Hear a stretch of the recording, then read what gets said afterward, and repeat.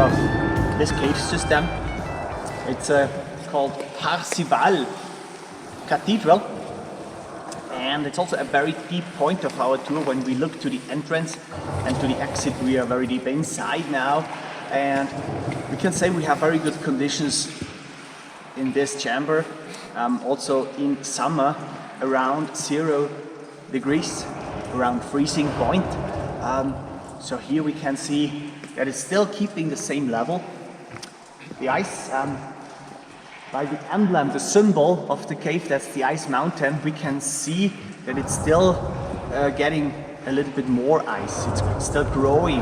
And we have to know, the ice mountain was only 3 meters in 1910 when the cave was explored.